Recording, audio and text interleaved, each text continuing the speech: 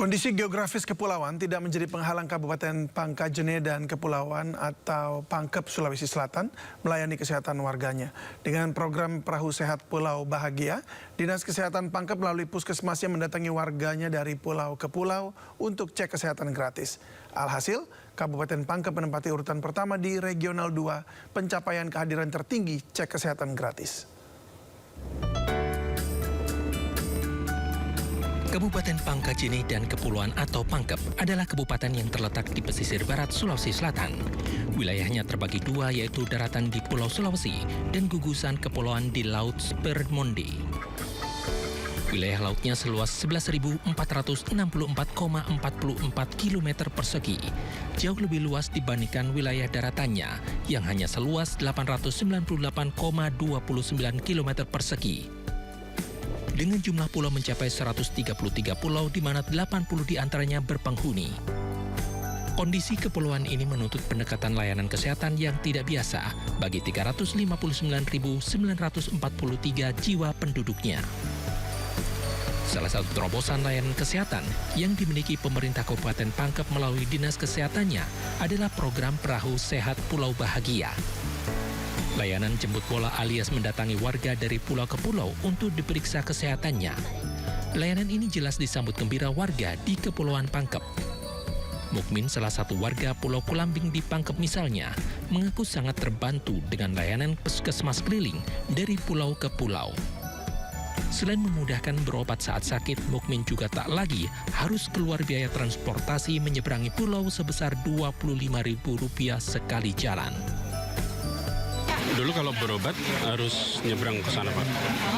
Biayanya berapa, Pak? Sekali jalan 25. Terus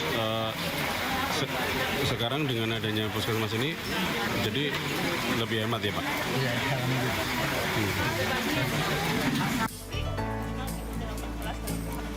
Perahu Sehat Pulau Bahagia atau yang disingkat PSPB dimulai pada tahun 2018 oleh Puskesmas Sabutung Pangkep. Program PSPB kemudian diintegrasikan dengan program cek kesehatan gratis Kementerian Kesehatan yang merupakan program hasil terbaik cepat pemerintah Prabowo Gibran sejak Februari 2025 lalu. Tak heran jika capaian target kehadiran cek kesehatan gratis di Kabupaten Pangkep hingga bulan Desember 2025 sudah mencapai 85%.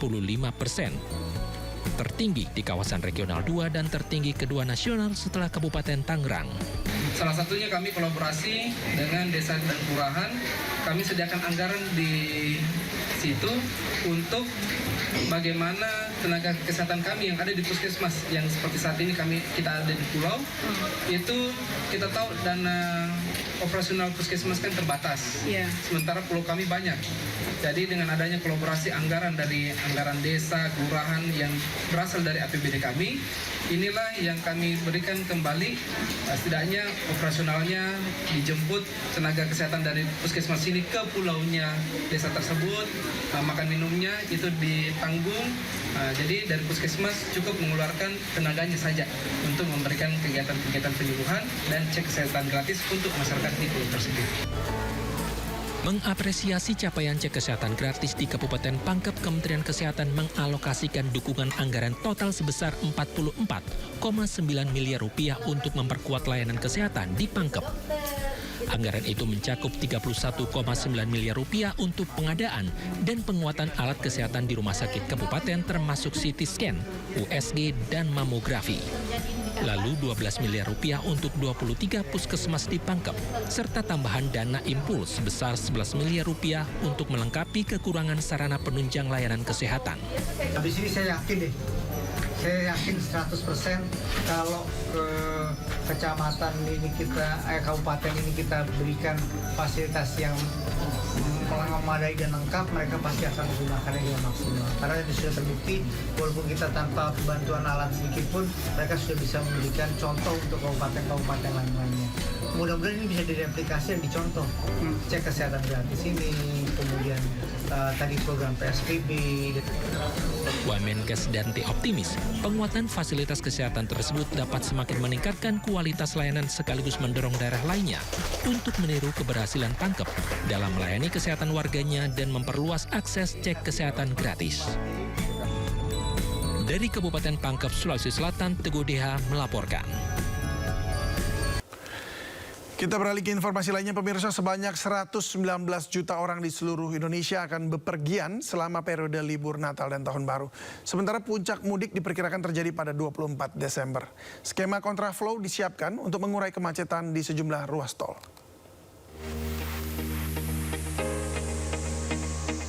Libur Natal dan Tahun Baru, Kementerian Perhubungan memprediksi jumlah pergerakan masyarakat mencapai 119,6 juta orang, naik 2,7% dibandingkan libur Nataru tahun lalu. Sementara puncak arus mudik diperkirakan pada 24 Desember dengan total pergerakan 17,18 juta orang.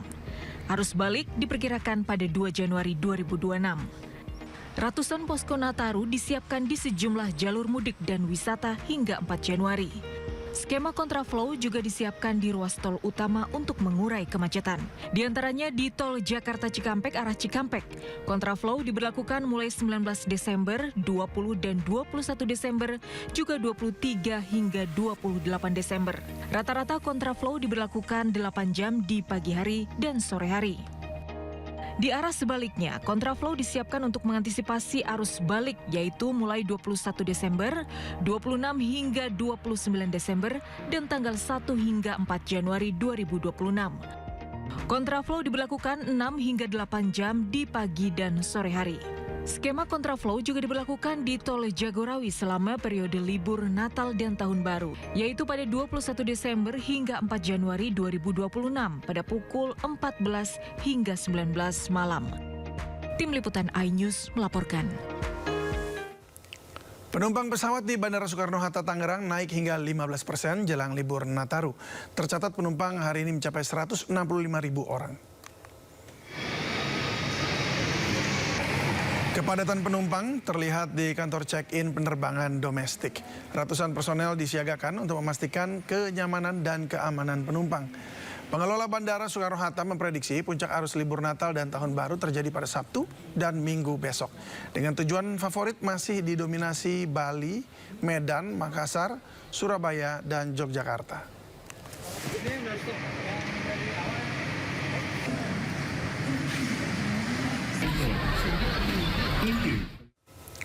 Memasuki libur Natal dan Tahun Baru, penumpang kereta bandara memadati stasiun Yogyakarta. Kereta bandara menjadi pilihan karena dinilai warga lebih menghemat waktu dan aman dengan harga tiket yang terjangkau.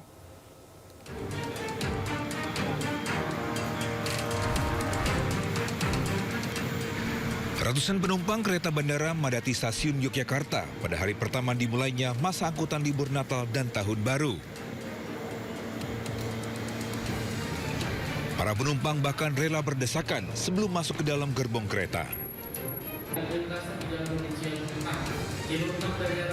Selama masa angkutan Nataru, operasional kereta bandara di area Yogyakarta melayani total 50 perjalanan setiap harinya dengan rata-rata penumpang diperkirakan mencapai 9 hingga 11 ribu.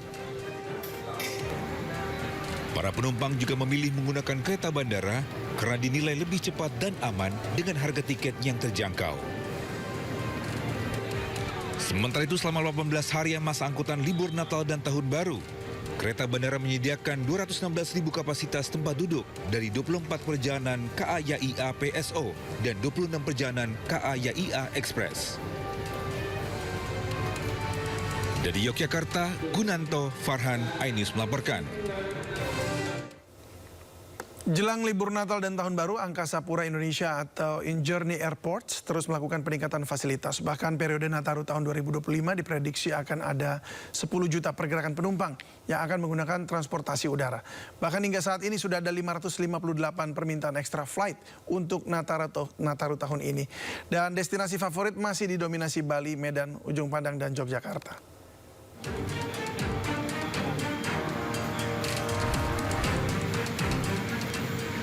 Ratusan penumpang kereta bandara memadati stasiun Yogyakarta pada hari pertama dimulainya masa angkutan libur Natal dan Tahun Baru.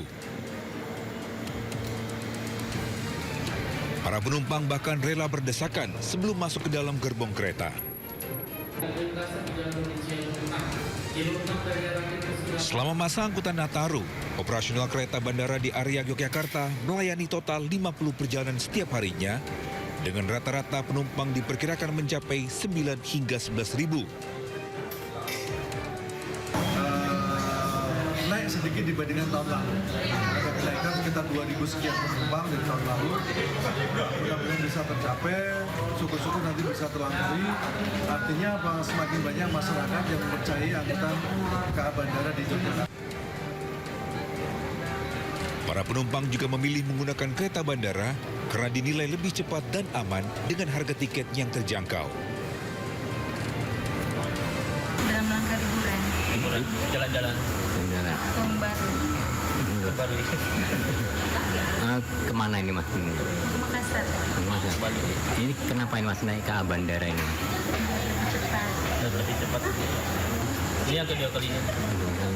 Bagaimana rasanya naik ke transportasi ke bandara itu dibanding dengan transportasi lain? Lebih cepat. Untuk tarifnya sendiri cukup terjangkau atau seperti apa?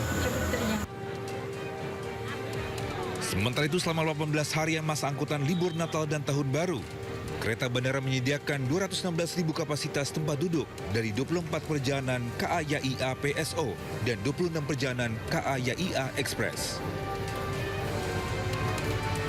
Dari Yogyakarta, Gunanto Farhan, iNews melaporkan. Pemirsa, stasiun Senen Jakarta mulai diramaikan penumpang berangkat maupun turun. Namun demikian, arus penumpang masih flat.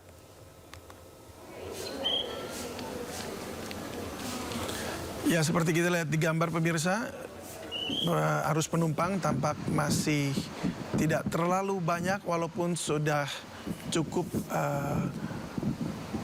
ramai, tetapi masih saja tampaknya tidak terlalu ramai karena memang belum puncak dari arus libur Nataru. Sementara itu diskon tarif kereta yang tersedia untuk 1,5 juta penumpang secara nasional baru terserap hanya 700.000 tiket saja. Dari pihak PT KAI, TNI Polri juga dikerahkan untuk membantu pengamanan dengan tambahan petugas ekstra di daerah rawan dan memantau rel.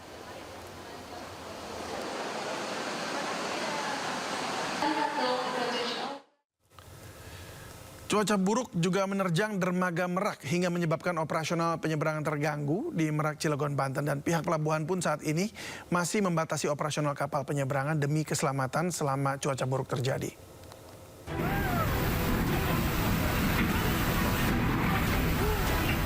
Cuaca buruk hingga menyebabkan gelombang besar setinggi lebih dari 4 meter terjang dermaga Merak, Cilegon, Banten pada sore kemarin. Akibatnya proses bongkar muat kendaraan terganggu dan harus menunggu cuaca mereda guna menghindari hal-hal yang tak diinginkan.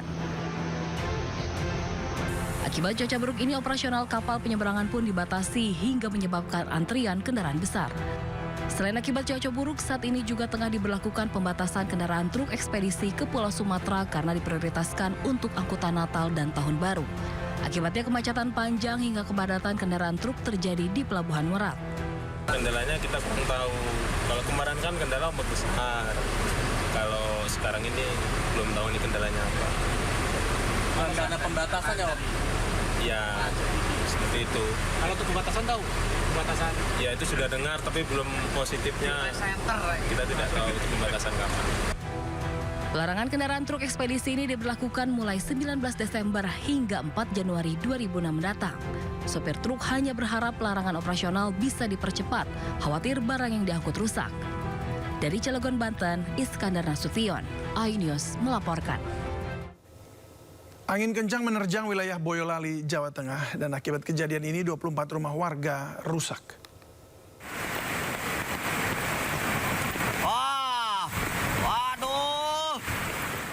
Kamera ponsel seorang warga merekam detik-detik rumah yang berada di pinggiran Sungai Cidadap, Sukabumi ambruk dan terbawa arus. 11 rumah hanyut terbawa derasnya aliran sungai, sementara puluhan rumah yang dihuni 160 kepala keluarga rusak berat serta terancam ambruk. Pengikisan tanah terjadi akibat luapan sungai setelah hujan deras mengguyur wilayah ini sejak pekan lalu. Abrasi sungai masih terus terjadi. Akibatnya aliran sungai semakin melebar dan mendekati permukiman. 400 jiwa yang kini berada di Kampung Cisarua bahkan terisolir karena akses jembatan hanyut disapu luapan sungai. Warga yang kehilangan rumah kini mengungsi, sementara untuk yang terdampak berharap agar segera dipindahkan ke lokasi yang lebih aman. Dari Sukabumi, Jawa Barat, Budi Setiawan, iNews melaporkan. Dalam keterbatasan, warga yang terdampak bencana di Tanjung Mutiara, Tanah Datar, Sumatera Barat masih tetap menggelar sholat Jumat.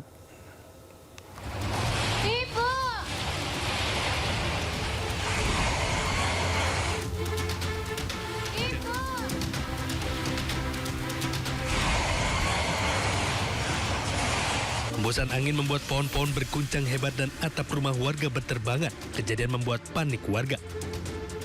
Kuatnya angin membuat atap rumah berupa genting dan asbes berterbangan terbawa angin. Tidak terdapat korban luka maupun jiwa dalam kejadian ini, namun kerugian material ditaksir mencapai ratusan juta rupiah. Mas, sebelumnya itu kan panas, terus setelah itu mendung tuh Mas, mendung. Habis itu gerimis, langsung ada angin dari utara itu agak kencang. Ya kencang sih Mas. Terus sebenarnya cuma sebentar, tapi kencang banget. 16 rumah yang terdampak sama satu masjid, satu musola. Terus yang di desa, kan ada dua nih. Yang satu di desa Gedangan, yang satu di desa Pusporenggonya. Itu yang kedampak sini 16, sana yang di Pusporenggo 8. Dari data sementara, angin kencang mengakibatkan 24 rumah warga berada di 2 dukuh mengalami kerusakan. Dari Boyolali, Jawa Tengah, Tata Rahmanta, iNews melaporkan.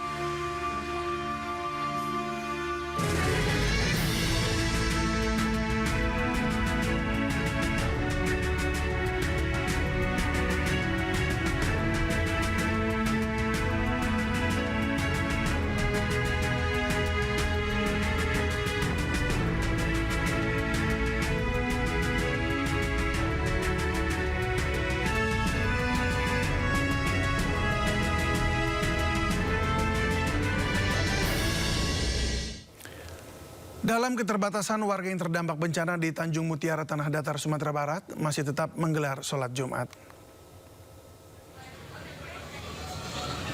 Pelaksanaan sholat Jumat di masjid yang jadi lokasi pengungsian Tanjung Mutiara, Kabupaten Tanah Datar berlangsung dalam suasana yang tidak biasa. Jika sebelumnya Masjid At-Taqwa dipenuhi jamaah dari warga sekitar, maka kali ini berbeda karena lantai 2 masjid dijadikan tempat mengungsi warga. Masjid At-Taqwa menjadi satu-satunya masjid terdekat dengan lokasi pengungsian di wilayah Tanjung Mutiara. Di kawasan ini terdapat 6 titik pengungsian, dengan sebagian besar warga mengungsi di musola atau surau yang terdapat di sekitar pemukiman.